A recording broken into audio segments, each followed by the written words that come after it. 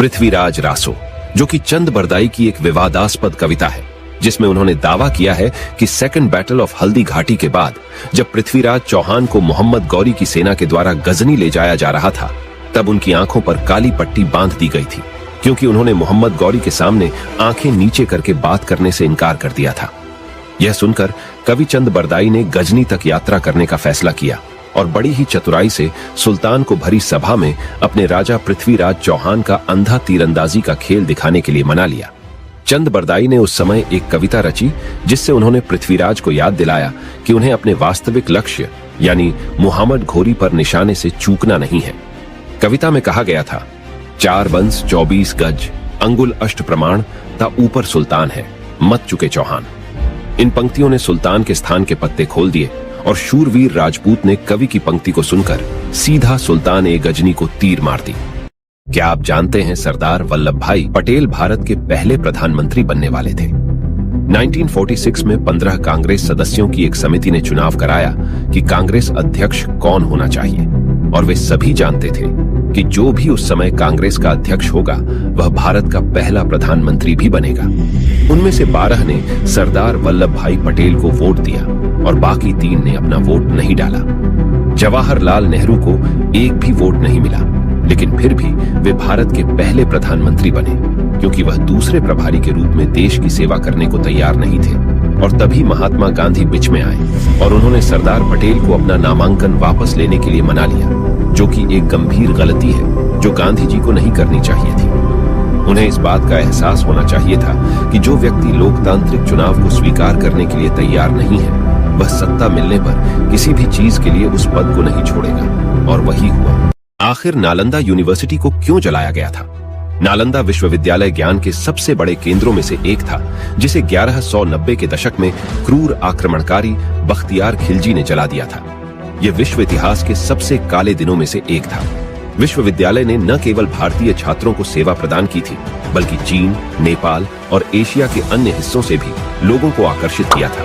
यहाँ तक कि कुछ यूरोपीय विद्वान भी इसका उल्लेख करते हैं। लेकिन इस्लामिक आक्रमणकारी बख्तियार खिलजी ने 1190 के दशक में नालंदा में आग लगा दी, जिससे इसकी 90 लाख से ज्यादा किताबें नष्ट हो गईं। उन्हें प्राचीन भारत के ज्ञान से जलन थी। उनके अपने अफगानिस्तान के डॉक्टरों में प्राचीन भारत के उन डॉक्टरों की तुलना में कोई क्षमता नहीं थी, जिन्होंने नालंदा में अध्ययन किया था। जलन में आकर उसने एक गंभीर पाप किया, जिसे दुनिया भूल नहीं सकती। ज्ञान का अनादर करना एक बड़ा अपराध है, लेकिन उसे नष्ट करना उससे भी बड़ा पाप है, और बख्तियार खिलजी ने यही किया था। आज मैं आपको एक ऐसी युद्ध के बारे में बताने जा रहा हूं, जहां गांव के कुछ लोगों ने आक्रमणकारियों की पूरी सेना को हरा दिया था। अरबों ने पहले ही भारत पर कुछ एक्सपेडिशंस किए थे और वे बहुत बुरी तरह असफल रहे।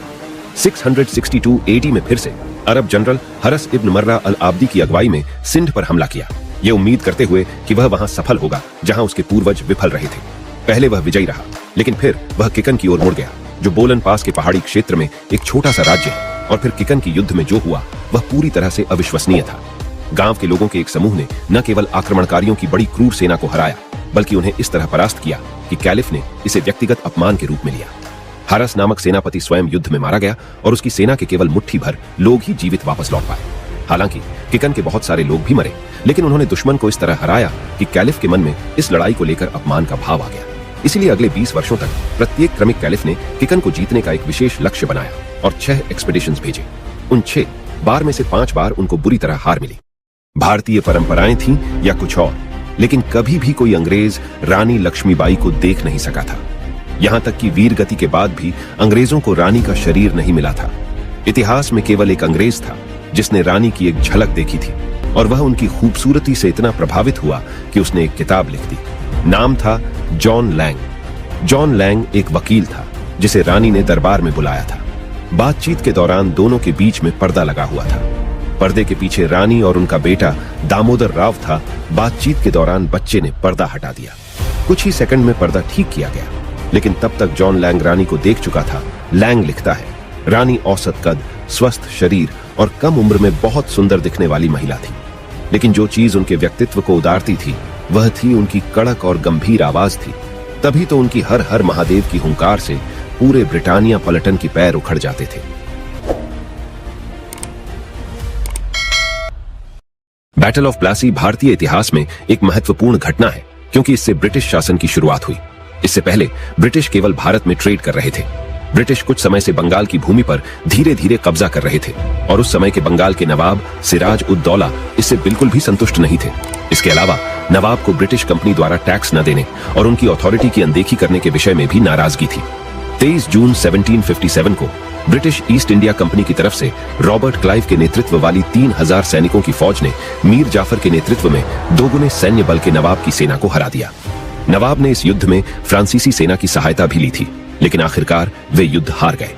उनकी जीत के बाद ब्रिटिश ईस्ट इंडिया कंपनी ने क्षेत्र में और ताकत हासिल की, जिसके बाद ब्रिटिशर्स का भारत में पूर्ण रूप से कब्जा हो गया।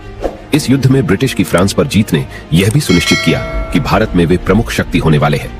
बैटल ऑफ प्लासी ने भारतीय समाज पर भी असर डाला और इस युद्ध के पश्चात भारत में ब्रिटिश राज के उदय की शुरुआत हुई। क्या आपने गुजरात की अडालज बावड़ी की कहानी सुनी है? गुजरात के एक राजा राणा वीर सिंह अपने राज्य में पानी की कमी की समस्या से निपटने के लिए एक शानदार कुएं का निर्माण करा रहे थे, लेकिन इससे पहले कि वह उस कुएं को पूरा कर पाते, उनके राज्य पर मोहम्मद बेगड़ा ने हमला कर दिया, जो उनके पड़ोसी राज्य का शासक था। इस युद्ध में राणा वीर सिंह मारे गए और उनकी मौत के बाद उनकी पत्नी सती करना चाहती थी, लेकिन मोहम्मद बेगड़ा उस रानी से शादी करना चाहता था। रानी इसके लिए राजी हो गई, लेकिन एक शर्त पर। वह चाहती थी कि मोहम्मद बेगड़ा शादी से पहले उस कुएं का निर्माण पूरा करे। मोहम्मद बेगड़ा इसके लिए सहमत हो गए और उन्होंने रिकॉर्ड समय में स्टेप वेल की निर्माण पूरी कर ली। फिर उन्होंने रानी को उनसे शादी करने के वादे के बारे में याद दिलाया। अब उस रानी ने प्रार्थना करते हुए स्टेप वेल की परिक्रमा की और कुएं में कूदकर अपनी जान दे दी। वह बस उस बावड़ी का निर्माण पूरा करना चाहती थी ताकि उसके राज्य में लोग पानी की कमी के बिना रह सके।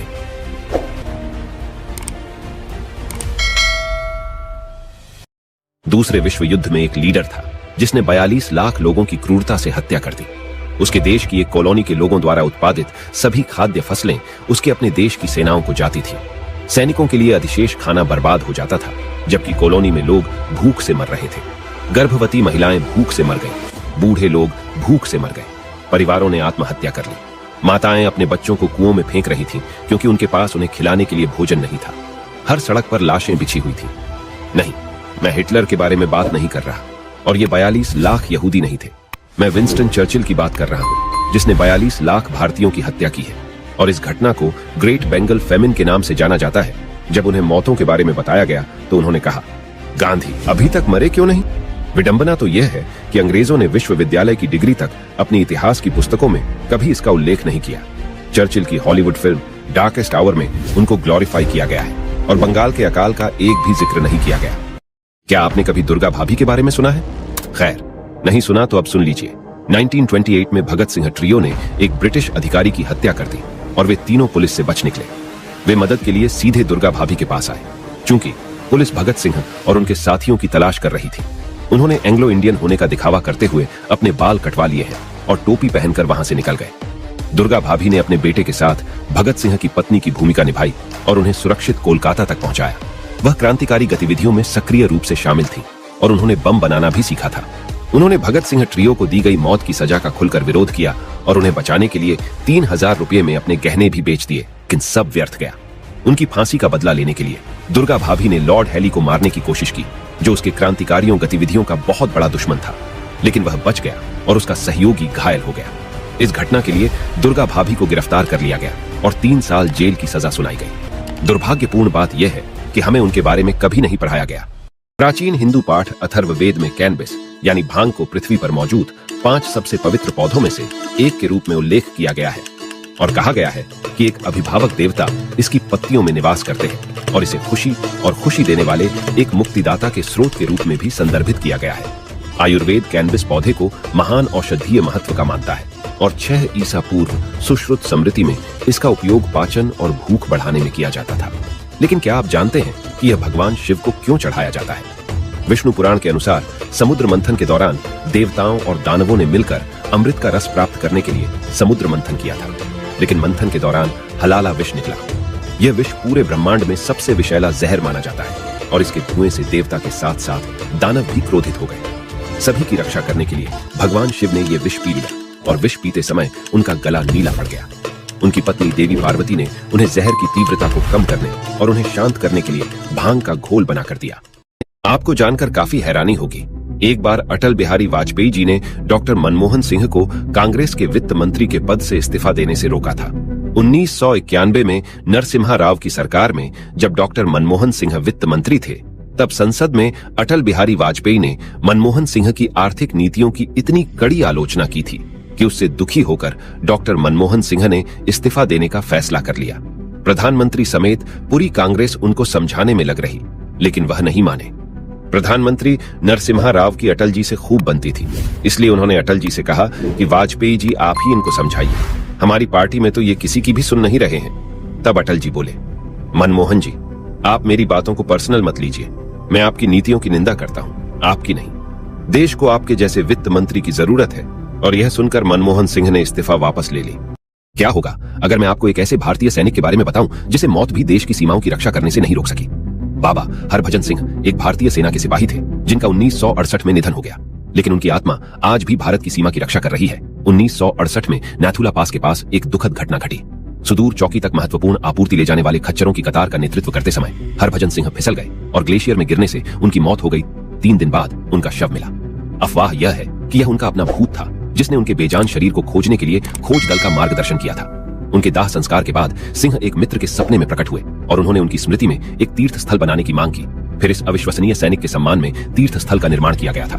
नाथुला पोस्ट पर तैनात सैनिकों का कहना है कि बाबा हरभजन सिंह की आत्मा अभी भी उनकी सुरक्षा करती है। वह कहते हैं कि बाबा हरभजन सिंह उन्हें संभावित हमलों के बारे में पूरे 3 दिन पहले ही बता देते हैं। रात को कैंप में उनके भूत के आने और यहाँ तक कि निगरानी के दौरान वहाँ मौजूद सैनिकों को जगाने की कहानियां हर जगह प्रचलित हैं। आज वह एक सैनिक नहीं बल्कि एक पवित्र संत के रूप में देखे जाते हैं। सैनिक उन्हें प्यार से बाबा कहकर बुलाते हैं। क्या होगा अगर मैं आपसे कहूं कि प्राचीन भारतीय सभ्यता अतीत की किसी भी अन्य सभ्यता से अधिक विकसित थी। लगभग हर कोई यही सोचता रहा कि हमारे सौर मंडल का पहला सही मॉडल निकोलस कोपरनिकस द्वारा दिया गया था। उन्होंने प्रस्तावित किया था कि सूर्य ब्रह्मांड के केंद्र में है और मोशनलेस बैठा है, लेकिन हाल में हुई वैज्ञानिक शोधों से यह मालूम हुआ कि सूर्य मोशनलेस नहीं है, वह हमारी आकाश गंगा यानी मिल्की वे गैलेक्सी के केंद्र के चारों ओर घूम रहा है। लेकिन क्या आप जानते हैं कि सबसे पुराना ज्ञात वैदिक संस्कृत पाठ ऋग्वेद, जो कम से कम 3500 साल पुराना माना जाता है, किसी भी अन्य प्राचीन पुस्तक की तुलना में हमारे सौर मंडल का सबसे सटीक विवरण देता है। पहली पुस्तक की 164वें स्तोत्र के 13वें श्लोक में कहा गया है, सूर्य अपनी कक्षा में घूमता है जो स्वयं गतिशील है और पृथ्वी तथा अन्य ग्रह उसके ग्रेविटेशनल फोर्स के कारण सूर्य के चारों ओर घूमते हैं क्योंकि सूर्य उनसे भारी है। तो आखिर हजारों साल पहले प्राचीन भारतीय सभ्यता को इसके बारे में कैसे पता चला? 47 का है। देश अंग्रेजों के चंगुल से आजाद हो चुका था। रियासतों के विलय का दौर चल रहा था। जूनागढ़ रियासत के नवाब ने फैसला किया कि रियासत का विलय पाकिस्तान में ही होगा, जबकि वहां की 82% आबादी हिंदुओं की थी। तभी देश के पहले गृह मंत्री सरदार वल्लभ भाई पटेल ने सेना की मदद से जूनागढ़ रियासत का विलय भारत में कर लिया और फैसला किया दुनिया भर में प्रसिद्ध सोमनाथ मंदिर का पूर्ण निर्माण करना चाहिए। आपको बता दें कि ये वही सोमनाथ मंदिर है जिसे मोहम्मद गजनवी ने 17 बार आक्रमण किया और लूटा था। लेकिन हमेशा की तरह नेहरू और कांग्रेस हिंदुओं के इस प्रसिद्ध मंदिर को बनाने के खिलाफ थे। नेहरू ने तो यहाँ तक कहा कि इसका पूर्ण उद्धार करना हिंदुत्व को पूर्ण जीवन देने जैसा है, लेकिन सरदार पटेल ने कहा कि किसी भी कीमत पर उन्हें हिंदुओं के इस गौरव को वापस लौटाना ही है। सलाह मशवरा के लिए वो गांधी जी के पास गए। गांधी जी ने भी उन्हें सलाह दी कि आप सरकारी धन से मंदिर नहीं बनवा सकते, इस काम के लिए आपको जनता से ही धन जुटाना चाहिए। नेहरू ने तो सौराष्ट्र के मुख्यमंत्री को एक पत्र लिखकर सोमनाथ मंदिर परियोजना के लिए सरकारी फंड का इस्तेमाल नहीं करने का निर्देश दिया था। सरदार पटेल ने एक ट्रस्ट बनाया, धन एकत्रित हुआ, लेकिन इसके कुछ समय बाद 1950 में ही सरदार पटेल की मौत हो गई। लेकिन मंदिर का काम नेहरू की नाराजगी को अंधेरे में रखते हुए जारी रहा और 1951 में सोमनाथ मंदिर का पुनर्निर्माण के बाद उद्घाटन किया गया। आपको यह जानकर काफी हैरानी हो सकती है। एक बार इंदिरा गांधी को जेल से रिहा करने के लिए विमान को ही हाईजैक कर लिया गया था। बात है 1978 की, जब मोरारजी देसाई की सरकार में इंदिरा गांधी को भ्रष्टाचार के आरोप में गिरफ्तार कर लिया गया था, जिससे उनकी संसद की सदस्यता बर्खास्त हो गई थी। उसके बाद 20 दिसंबर 1978 को 2 दोस्त भोलानाथ पांडे और देवेंद्र पांडे ने कोलकाता से दिल्ली जा रही फ्लाइट को टॉय गन के दम पर हाईजैक कर लिया था। आपको बता दें कि ये दोनों ही भारतीय युवा कांग्रेस के कार्यकर्ता थे। उनकी मांग थी कि इंदिरा गांधी और राजीव गांधी को रिहा किया जाए। ऐसा इतिहास में पहली बार हुआ था कि किसी पार्टी के कार्यकर्ताओं ने अपने नेताओं को बचाने के लिए प्लेन को ही हाईजैक कर लिया था। इस खबर ने पूरे देश को हैरानी में डाल दिया था। 1980 में जब इंदिरा गांधी सत्ता में वापस आईं, तो दोनों पांडे दोस्तों को यूपी विधानसभा चुनाव में टिकट भी दिया गया। ये हमारे देश का दुर्भाग्य है कि उस वक्त देश की सबसे बड़ी पार्टी ने अपराधियों को इस तरह समर्थन दिया। 2024 will be the hottest year ever, जिसका रीजन है एल नीनो। यह क्या है और इसका भारत पर क्या प्रभाव पड़ेगा? आइए जानते हैं। पैसिफिक ओशन के ईस्ट साइड पर हैं नॉर्थ एंड साउथ अमेरिका और वेस्ट साइड पर ऑस्ट्रेलिया और एशिया। नॉर्मली इक्वेटर के पास ट्रेड विंड्स ईस्ट से वेस्ट चलती हैं, जो ईस्टर्न साइड से ओशन का गर्म पानी वेस्ट की तरफ ले जाती है, जिसकी वजह से यहाँ लो एटमॉस्फेरिक प्रेशर बनता है। अब ईस्टर्न पैसिफिक में गर्म पानी नहीं बचता, नीचे का ठंडा पानी ऊपर आ जाता है, जिससे हाई एटमॉस्फेरिक प्रेशर बनता है। ये monsoon winds high pressure zone से लो प्रेशर जोन ट्रैवल करती हैं, जिस वजह से वेस्टर्न साइड में होती है बारिश। अब एल नीनो में एक एबनॉर्मल पैटर्न दिखता है, जिसमें ईस्ट पैसिफिक में पानी नॉर्मल से ज्यादा गर्म हो जाता है, लो प्रेशर जोन बनता है और ट्रेड विंड्स इतनी कमजोर पड़ जाती है कि वो वेस्ट की ओर जा ही नहीं पाती, जिस वजह से वेस्ट में ड्राउट और ईस्ट में फ्लड्स कंडीशंस देखने को मिलती है। भारत में पिछले 100 ईयर्स में कुल 18 ड्राउट ईयर्स आए हैं, जिनमें से 13 का कारण एल नीनो ही था, जो कि इस बार फिर देखने को मिल सकता है। ये सिर्फ कोई तस्वीर नहीं, बल्कि एक सच्ची घटना का चित्रांकन है। आजाद हिंद फौज की पहली महिला जासूस है।